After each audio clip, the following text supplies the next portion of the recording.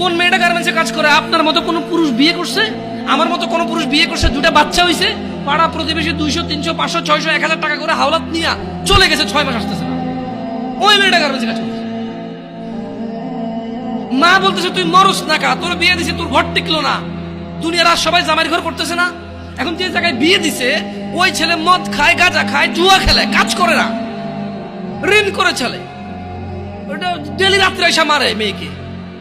তো ডেলি মার খাওয়ার যেতে মেয়ে এসে বাপের বাড়িতে থাকে। বাপ মা বুড়ো হয়ে গেছে, ভাইয়ের বউর সাথে ঝামেলা, মা প্রতিদিন কাঁদে আর চোখের পানি মোছার বলে তুই মরস না কা, যেদিন ওই তোর লবণ দিয়ে কেন মেরে ফেললাম না আমি। That's a real example and it's so true. আপনি হয়তো একটা ফ্ল্যাটে থাকেন, একটা গাড়ি আছে আপনার, অথবা গাড়ি নেই, বাবার আপনার 60,000 টাকা বেতনের চাকরি আছে, আপনি বুঝেন না এটা, বাট দিস ইজ রিয়েলিটি। আমি বলবো না যে গার্মেন্টসে সবাই এরকম না, গার্মেন্টসে তো 5 লাখ টাকা বেতনের মহিলা আছে চাকরি করে, সে চাকরি করে তার ভিন্ন কারণে, তার স্বামীকে সে বলেছে কেন আমি তোমার ইনকাম কেন খাবো, আমি আর্ন করবো এবং আমি ব্যয় করবো। হু আর ইউ?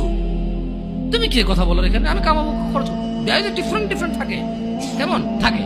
কিন্তু যাদেরকে বেশি তিরস্কার করি আমরা, আর আপনি খারাপকে কি আমি ভালো বলতে বলছি? খারাপকে কি আমি ভালো বলতে বলছি?